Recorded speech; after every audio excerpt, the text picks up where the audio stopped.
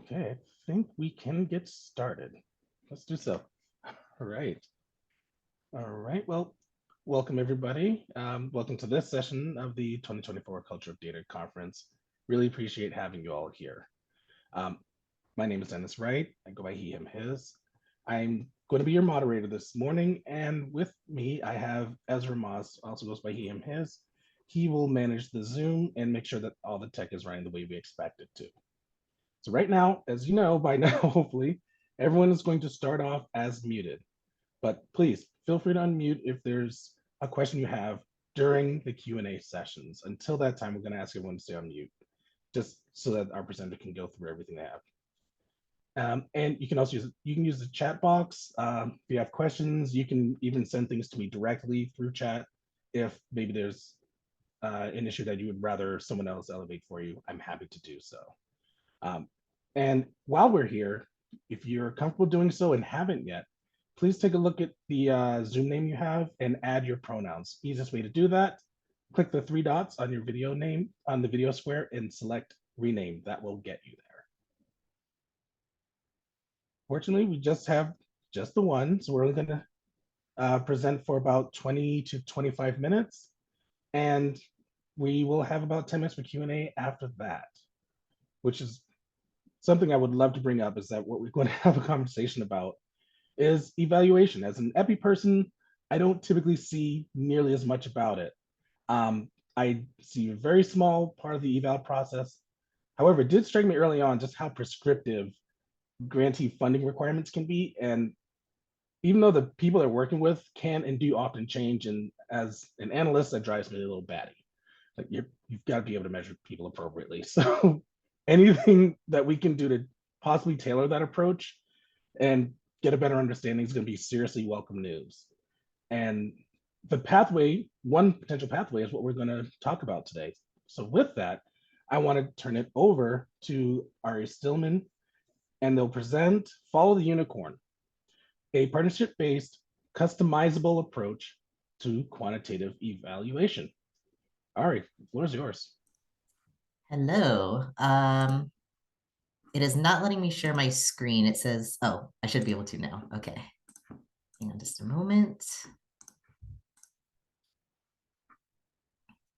All right. Are you all seeing the slide? We are. Go for it. Awesome. All right. Well, hello, everyone. Thank you so much for joining the session. My name is Ari Stillman. I use they, them pronouns. I work at CDPHE in the Prevention Services Division, where I am an evaluator for substance use prevention. And yeah, we're going to get into this topic as Dennis so aptly kind of summarized it, trying to find some more flexibility in large, especially funder-driven evaluations, and a unique framework that my team developed and has been implementing over the last 4 years. And we've seen a lot of great results for it. So I'd just love to share it with you, and hopefully if you work in a similar space that I do, maybe this framework is something that you could consider taking some elements of and incorporating into your work as well. So some things that we're going to get into in today's session, we'll talk about why and how me and my team developed this approach and the problems that we were facing with our previous methods of evaluation that weren't working and that needed to change. We'll talk about the benefits, how this actually benefits not only the programs that are being evaluated and the staff at those organizations and the program participants, but also it also benefits the funders as well to implement this kind of approach. Of course, it's not a perfect method. Nothing is. So we'll talk about some of the tensions that still remain and some ways that it could be improved upon and iterated on in the future. And we'll want to answer the question, who is this guy? This guy will come up again a few more times, and he will guide us through part of our presentation. So we'll get to learn a bit more about him. So I'll give you some background first, because in order to understand how the evaluation works and what it is that we're evaluating, you need a little bit more background as far as what even is this program. So Again, I work at the Colorado Department of Public Health and Environment, and we receive a block grant from SAMHSA, the Substance Use and Mental Health Services Administration, for the primary or upstream prevention of substance use. This grant is called the Substance Use Prevention, Treatment, and Recovery Services Block Grant. And we specifically administer the prevention part of that grant, which is 20% of the overall grant, specifically to be used for the primary or upstream prevention of substance use. So we receive those funds from the federal government, and then we distribute them to grantee organizations throughout the state of Colorado. We have about 30 grantee organizations who are on either a 4-year track or a 5-year track. And recently we just announced that our 5-year grantees are actually getting an extension to 6 years as we work out some restructuring of how we're going to be doing the funding in the future. So this is a long-term grant. For many of our grantees, this is the longest term grant that they have. Many grants will last a year, 2 years, but 4 to 6 years is pretty awesome for them. So that actually gives a lot of opportunity for longer term evaluation. And we serve a really wide variety of organizations, different locations throughout the state of Colorado, different types of programs. So our grantees include school districts, community-based nonprofits, local public health agencies. They work with all sorts of different populations in different locations, urban locations, rural, mountain tourist towns, resort towns, and all types of different programming and strategies as well. For the purpose of this presentation, we'll focus on sort of what you would consider your traditional prevention education, like classroom type program, where it's a series of sessions that lasts over a longer period of time. And that's what this evaluation focuses on. Most of our grantees are doing at least one of those sorts of programs. Many are doing several of them. So here is a little bit about what we were doing in our previous grant cycle. So our current grant cycle that we're in started in 2020. So before 2020, here's what we were doing to evaluate those types of programs. We had a survey, which was items that came pretty much directly from SAMHSA, that they're like, okay, administer this survey. It's a pre and post test survey. So the participants will take it once at the beginning of their program and then again at the end, and then you see how did they change over the course of the program. And these items were very heavily substance focused, asking things like, how old were you the first time that you used a substance, if at all? How many days in the last 30 days have you used a substance? How risky to people's health do you believe it is for them to use these various substances? And those are important things to know for substance use prevention. But we were really missing those more upstream risk and protective factors that the field is really based on. And so we wanted to be able to ask those types of questions in addition to these substance focused questions as well. We provided both grantee level and aggregated data. So at the end of the year, all the grantees sent in their data since this was in the past. We would then provide them with a report of their own data, as well as a report that aggregated the data from all grantees across the state, so they could kind of see where they stood in comparison to others if they so chose. And the really important sticking point here is that it was one size fits all. There were 2 versions of the survey, one for under 18 and one for 18 and over. And every program needed to administer this exact same survey, regardless of whether the questions were even relevant to the program itself. And because of that, it was a little bit unnecessarily long. If we removed the questions that were not relevant to that program, it could have been a shorter survey. But we were doing this one size fits all survey. Everybody answers the same question, regardless of the population, regardless of the community that it's taking place in, regardless of the risk and protective factors that the program itself is trying to change.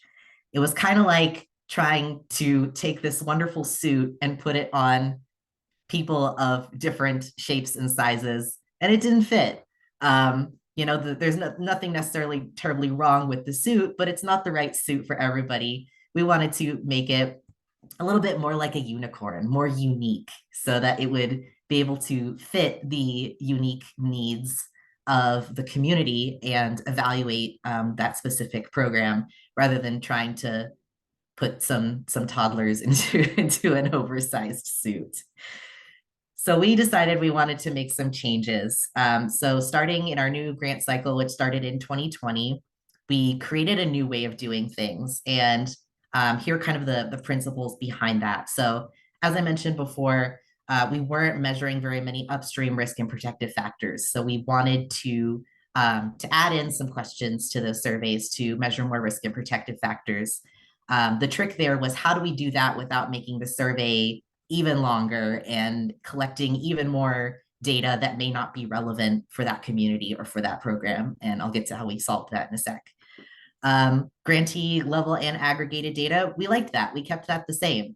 Our grantees really like having the results for their own program, and then also being able to look at how other grantees are doing. And then that also helps us on the state level to see, overall generally what's going on in our grantee communities, what's making an impact. So we kept that the same.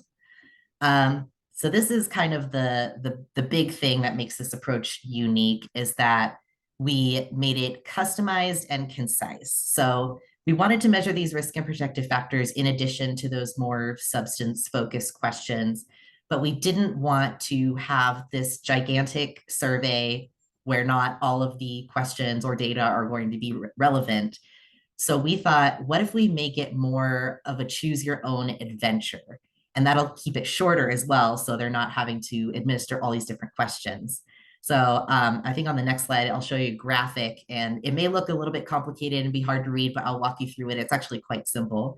Oh, it's not on this slide, it's on the next slide. But so how we developed this new tool. First, we kind of created a gigantic spreadsheet of all identified risk and protective factors for substance use throughout the socio-ecological model. So on a community level, on a family level, peer level, individual level, school level, we just made a giant spreadsheet of all of those. And from there, we then kind of pared those down into risk and protective factors that are more relevant to the types of work that our grantees tend to do.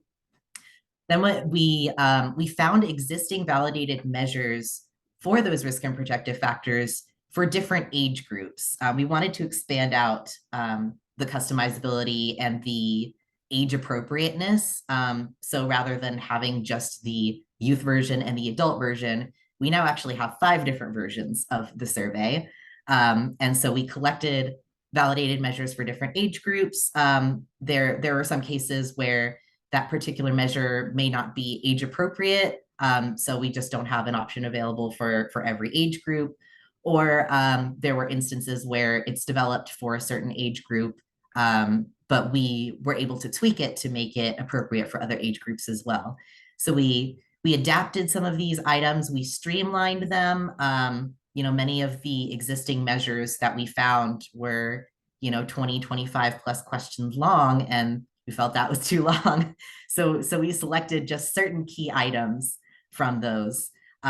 We then kind of had to adapt also the response options to be kind of consistent between these different measures, so that it wasn't kind of all over the place.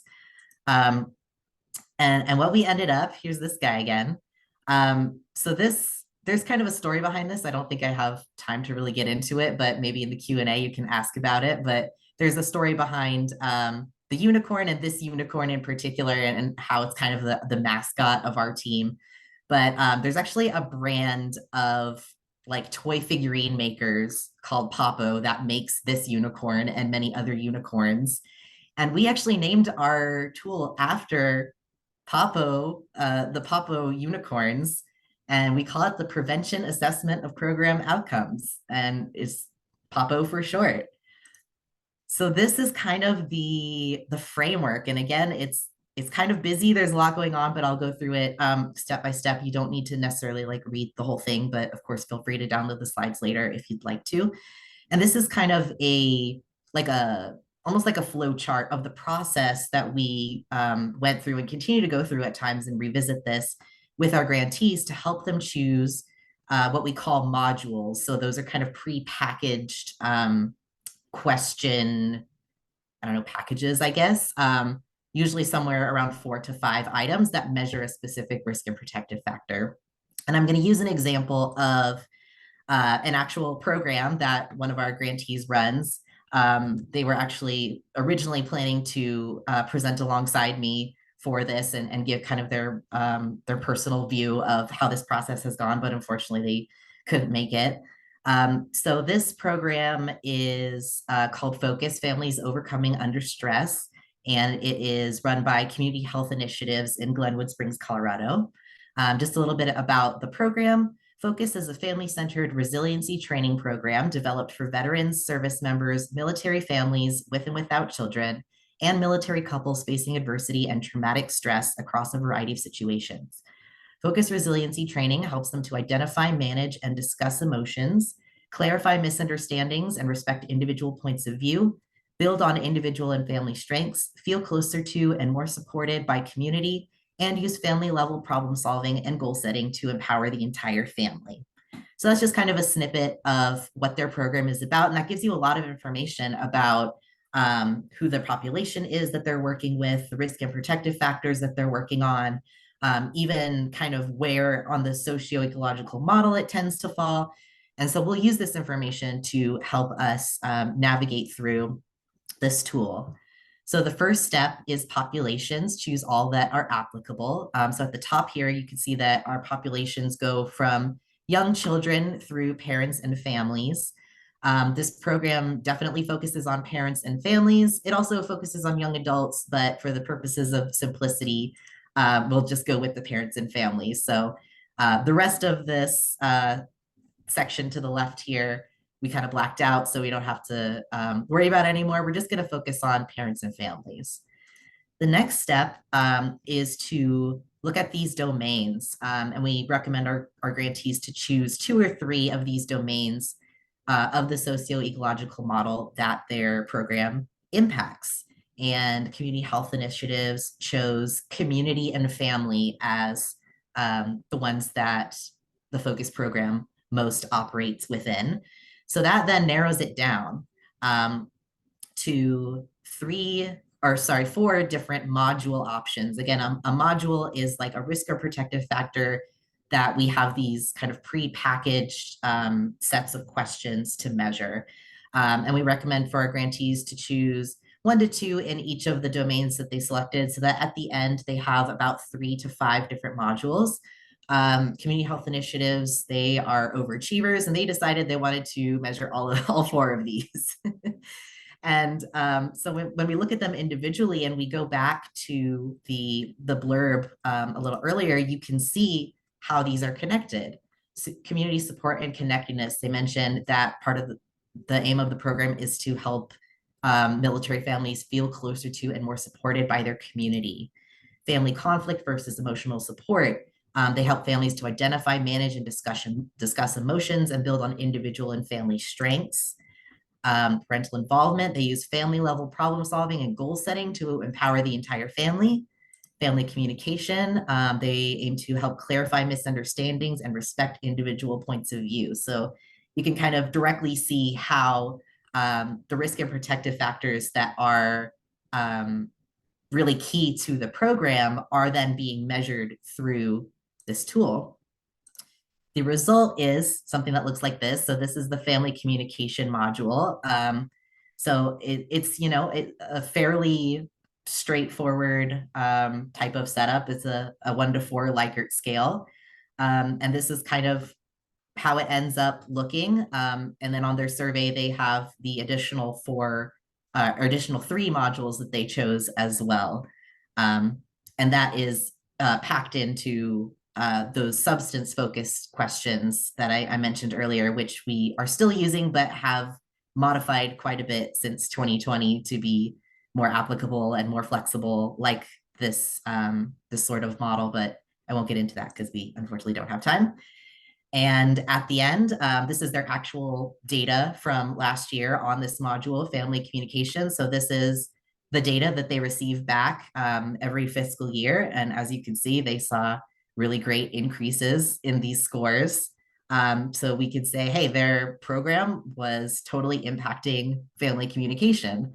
If this had been something that wasn't relevant to their program, like how well the child is doing in school, for example, we probably wouldn't see these results because that's not what the program is aiming to impact. So, and if someone from the outside were to look at that, they'd say like, oh, the data is not showing good results. Well, that's because that wasn't the point of the program to begin with. So having these questions be much more customizable and focused towards that program really helps to cut down on having that extraneous data. So I also want to give some additional kind of anecdotes about some of the really unique and cool ways that our grantees are using this process and the data that comes from it in engaging their community and looking at their data in really unique ways, making decisions around it. So I think that this method really lends itself to engaging the community in evaluation more so than your typical like, okay, we're the funder and here's the survey that you're going to give to your participants and that's that. There's no discussion about it. One example, one of our grantees is Mountain Youth Network, and they are based in Clear Creek County in Idaho Springs, which is about 45 minutes drive west of Denver. They also host a community coalition, which focuses on substance use prevention and other similar issues.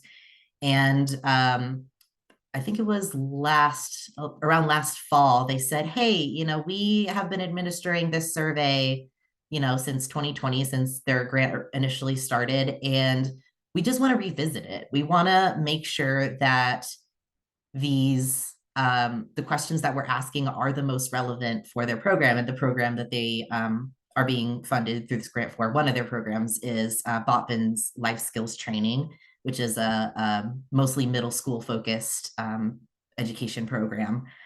And so they invited me out there. I went to their office and met with Mountain Youth Network and with members of their coalition who are community members and partners, and kind of held a little mini workshop. And we identified the risk and protective factors that are being targeted through the Botvin Life Skills program. We looked at what they were currently measuring. And then I just kind of, held discussions with them to determine, are these still a good fit? Are there some tweaks that need to be made? And they ended up keeping a lot of things the same. They changed a little bit. They ended up like dropping just like a question here or there, or changing the wording very slightly. But for the most part, they were on the right track. But this is a really good example of how the community was engaged in the evaluation, and it wasn't just us as a funder telling them what to do. It was a partnership between us as funders and evaluators and the grantee organization and their community and their coalition. Another grantee is Rocky Mountain Youth Corps, who are based in Steamboat Springs, Colorado. And they have for several years now been doing some really rigorous evaluation for their outdoor experiential learning program that is their main focus, and trying to get it recognized as an evidence-based program. And they were really excited when we released the PAPO, because they were able to take these risk and protective factor questions and plug it into a larger evaluation that they were already conducting with the help of a contracted outside evaluator who was helping them through this process. And they were able to take those questions and put it right into their larger evaluation and get some really interesting data. So that has been really helpful for them. And if it had been the way that things were previously, where it was a bunch of questions that probably weren't relevant to them, it probably wouldn't have been very helpful. But since they were able to choose the risk and protective factors that they wanted to measure, they were able to use that data not only to meet the requirements of what we're asking them to do as a grantee, but also to use it in this larger evaluation that they were already conducting. And finally, we'll use community health initiatives again. They're based in Glenwood Springs, Colorado. And they do a really interesting thing where they use this data to kind of evaluate equity and inequities. So they're actually able to kind of break down this data by different identity categories. And then they compare and see, are people, for example, who identify as Hispanic or Latino seeing the same outcomes from our program as people who identify as not Hispanic or Latino?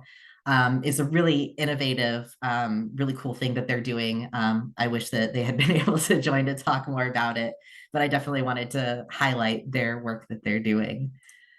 So what we would do differently, go if we were able to go back into the past and redo how we did it, and some tensions that remain and may or may not be surmountable. Some of these things I think we could definitely make progress on. Some other things I think are kind of an inherent problem in the work. So when we decided which risk and protective factors to include in this model, we couldn't really have it, because of the way that the grant works, we couldn't really have it be grantee driven, because we had to have this tool ready when the grant started, but we couldn't actually work with the grantees before the grant started to determine which risk and protective factors they actually wanted to see on the evaluation tool. And in the 4 years now since we've been implementing it, there have been a few times when grantees have said, "Oh, like I wish, that this was an option to include in the survey." And I'm like, "Oh, you're totally right. We totally should have included that." But hindsight is 2020. So having some sort of mechanism for grantees to determine which risk and protective factors are even an option would have been awesome. One thing that we didn't really have was to have participants, especially youth, review the questions and make sure that they are relevant to them. They're worded in a way that's understandable, that they don't feel super sterile. I mean, I think there's a certain level of sterility that's inherent to these types of surveys. But because we took these questions from these pre-existing tools, we didn't do any sort of outreach to communities like, "Hey, how do these questions land with you?" And again, in the 4 years, we have since heard from grantees communicating what their participants have said, that, hey, they didn't like this question, or this question can be interpreted multiple ways and they weren't sure how to answer.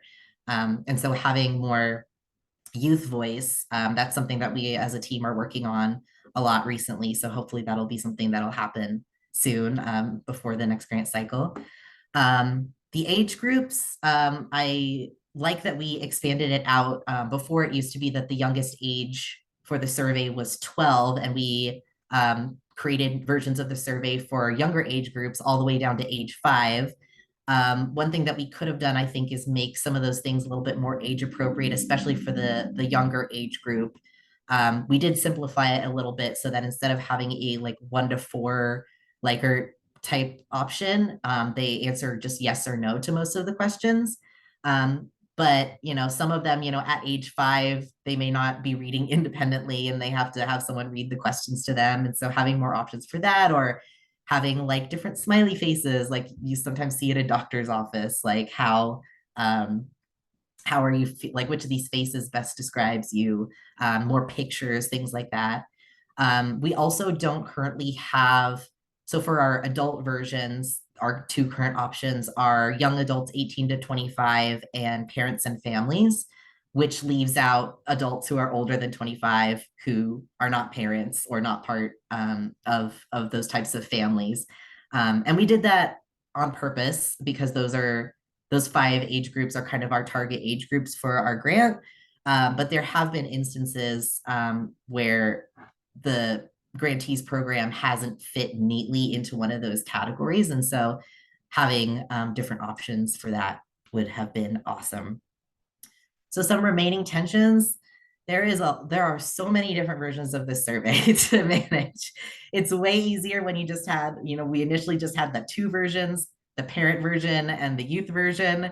And now, our grantees, they have a different version for each of their programs. Within each program, they may be serving a few different age groups. And then we also have English and Spanish versions available. So one grantee can have 10 plus different versions of the survey. So there's a lot to keep track of. It requires a lot of data management skills and a lot of aggregation at kind of on the post end. But it is a lot to keep track of. So that's something to keep in mind if you are thinking of implementing something like this, that with the greater customizability comes a lot more different versions and different details. This is also quantitative only. There's not really a qualitative piece to this, which I think is a big shortcoming, and something that I think we'd like in the next grant cycle to expand on, and find some way to provide some more qualitative tools to go along with this quantitative data. A lot of times, our grantees get these results back and they may look a little puzzling or not be what they expected. And just from this data alone, we can't really tell them why that is. So having that qualitative piece as well to really enrich the meaning of the data is important. And then finally, this I don't think is really something we can get over, the grantor grantee power dynamic.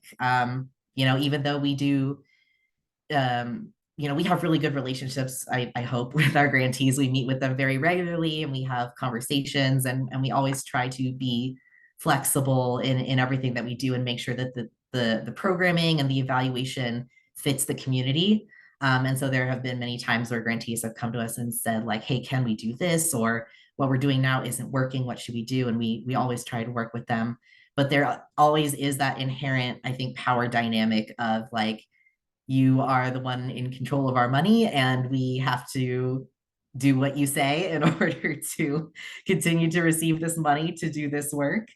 And so even in this situation where there is a lot more flexibility in this evaluation, and it's not a, hey, we're telling you to just administer the same survey to everybody, even though there's a lot more flexibility, which is awesome, there still is that power dynamic there that just through the way that the funding model is set up, I don't think can ever truly, at least currently, be surmounted. So we've done our best to try and mitigate some of that, but it's always going to be there, I think. So that concludes my spiel. I'd love to hear any questions that you all have. My email address is also there. So if you think of something later or would rather just email rather than put it in the chat or come off mute and ask me your question, please feel free to do so. Yeah, let's go ahead. Thank you, Ari. That was really fun to hear. I love the variance. I do always worry when there's so much variance. I'm like, oh, you're right. You are going to hurt a lot of cats. At the same time, if it's managed properly, you can do some really cool stuff. So I'm glad to hear that. How do I stop sharing? Am I still sharing? Yeah, look at the bottom. You should have a green share screen button, I believe. Or is yours at the top? There's also, it might also have gone to the top and you can say stop sharing. I'm not seeing it anywhere. Or no. Or you could in theory leave it as well. All right, why not? Let's just have that. There we go. I like it. There we go. So we have to look at a different screen to see people. So that's why it looks like I'm looking to the side. No worries. We have about, looks like we have 3 questions in the chat. But before we do that, I want to ask if anybody in the room would like to come off mute, ask a question. You can raise your hand, you can jump in. Feel free to get a little messy. That's quite all right. We're heading into lunch, so we can have some grace with that. So please open up the Q&A. And I will awesome. come I to think the somebody was able to get me to stop sharing my screen, so thank you. I'm going with Ezra. And perfect. Okay. Yep, of course. That's why he's our tech host. Excellent work. Thank you.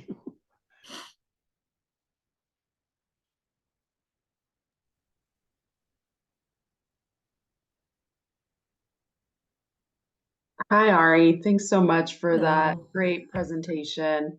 I would really be curious on how you share or disseminate the grantee level data back to grantees. Like, what does that look like? Is it just a report? Do you meet with Mm. folks and share it with them? Yeah, would love to kind of hear what that looks like. Yeah, so they, at the end of every fiscal year, which is the last day of June, if they are doing paper surveys, they mail the surveys to us, or if they're doing digital surveys, we can just log in and get the data. And then we spend the next 2 to 3 months cleaning everybody's data, putting it into reports. So every grantee receives a report back of their individual program. And if they have multiple age groups, they get a different report for each age group. Um, so they do receive kind of their traditional report with some statistical analyses. There's a few different types of statistics that we include in there, like the percent change in score from pre to post, whether it's statistically significant, the percentage of individuals who changed, increased or decreased their score, things like that, a few other things. So they receive that report for their individual report, and then all grantees will also receive an aggregated report, which looks exactly the same, except it includes data from all of the grantees who administered surveys within that specific age group.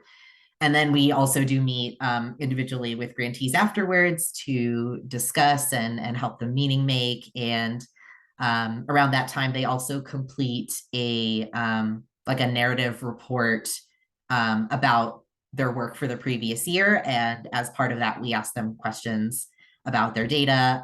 At the beginning of the grant, they also set specific goals around their data, whether it's data from the PAPO or data from a different source that they're using. So one common one would be to see, a 5% average increase in this protective factor, for example. So we monitor that year to year.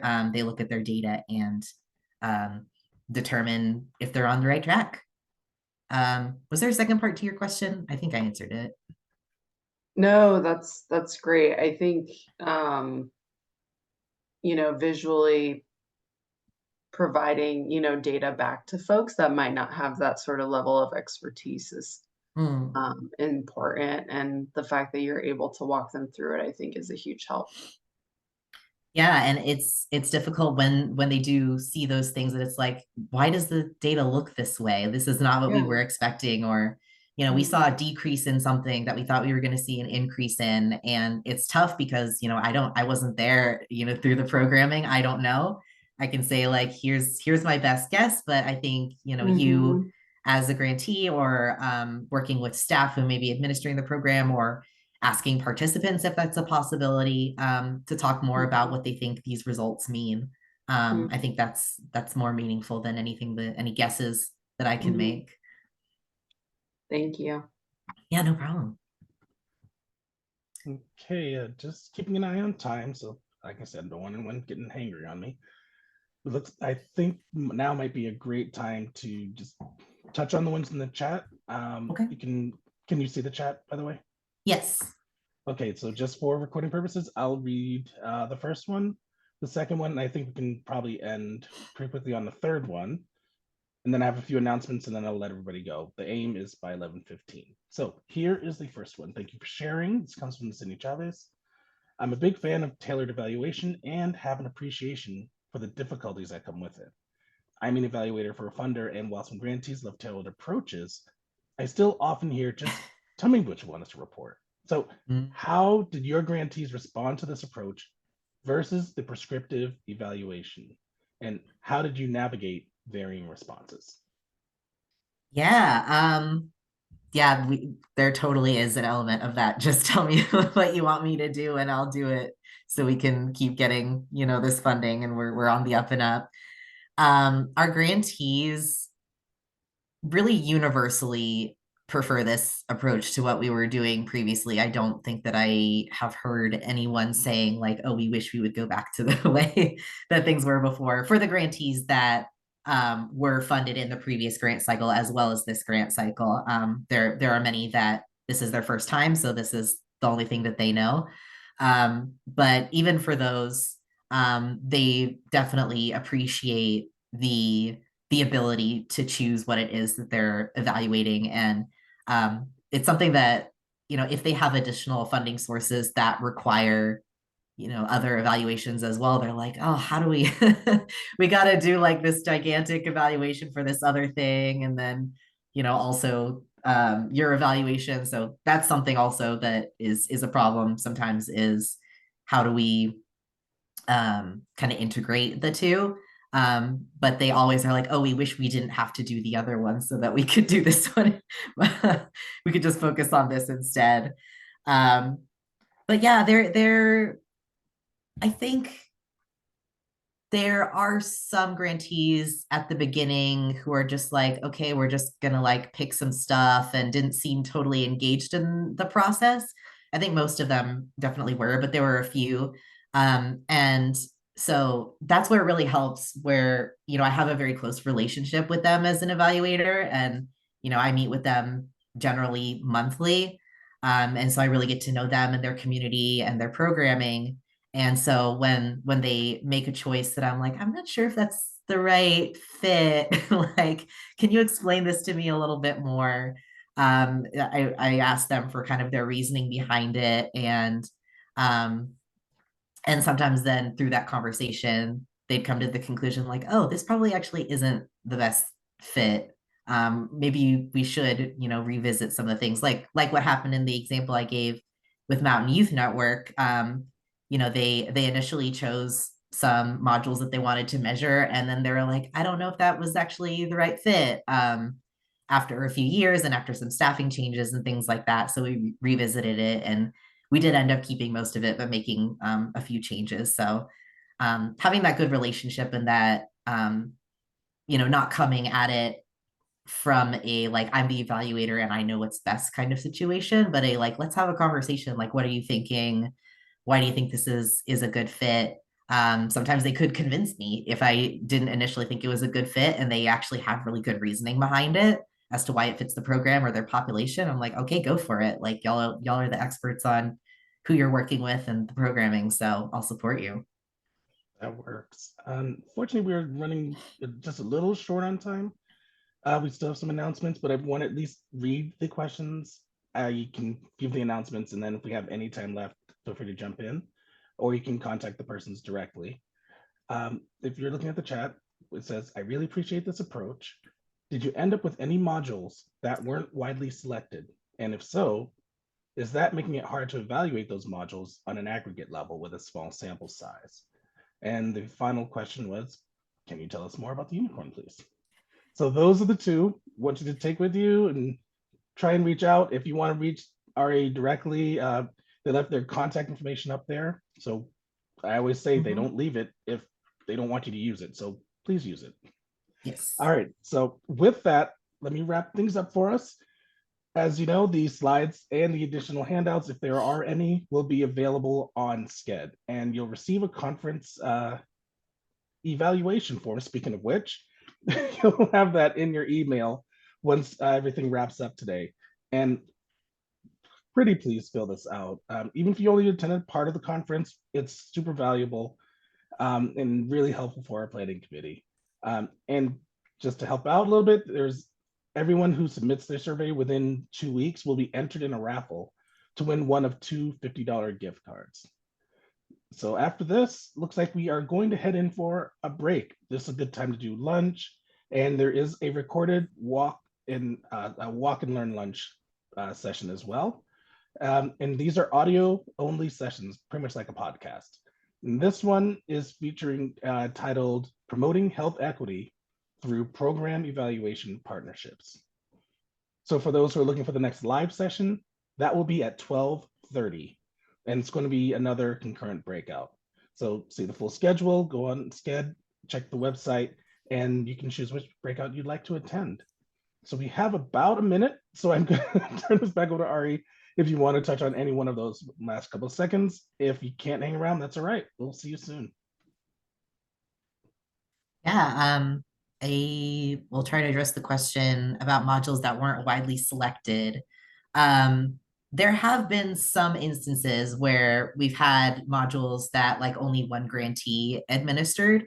And so in those cases, the aggregate, that section of the aggregate report just contains their data. So yes, but I think the actually the bigger problem that we've run into is for programs that have a small number of participants.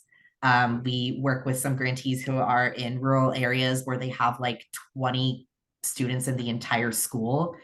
And so, you know, because we suppress data at 5 participants, if we don't have complete data, you know, pre and post data for 5 or more participants, then we don't have any data to give back to them, which is part of why that qualitative piece is so important. Is something that I would change if I could going back, is to create a qualitative data mechanism to go alongside this as well, for especially for those programs where they just don't have the numbers to be able to report back any quantitative data.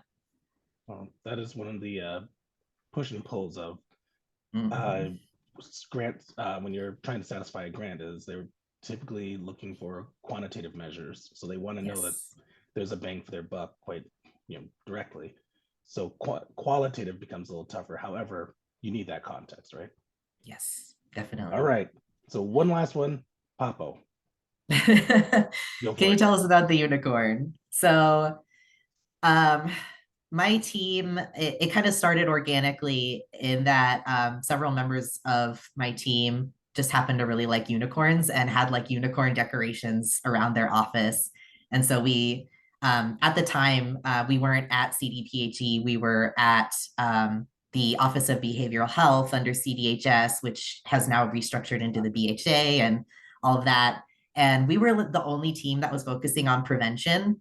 And so we kind of felt like unicorns in that sense. Like we're really different from what the rest of folks are doing. Now that we're in the prevention services division at CDPHE, we're surrounded by prevention folks, but we really identified with unicorns. And we every so often at the time, you know, several years ago, would do some like friendly competitions or things among our team. And one time we did one of those, I don't remember what it was, but the winner received a unicorn statue, and it was that same one, the one that I put There you go.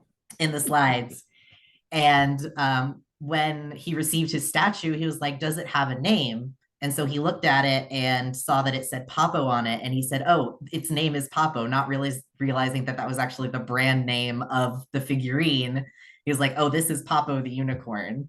And so PAPO kind of became our mascot. And when it came time to decide what to name this new tool, I was like, I'm going to try to work this into PAPO. So we actually came up with a really good acronym, the Prevention Assessment of Program Outcomes. That's exactly what it is. So it worked out perfectly. Excellent. All right. Well, some of you who are looking at the recording will have a little extra on there. You're welcome. Yes. All Bonus right, so content. exactly, behind the scenes stuff. Everyone, take care. Enjoy your break. Bye. Bye. Thanks, Ari.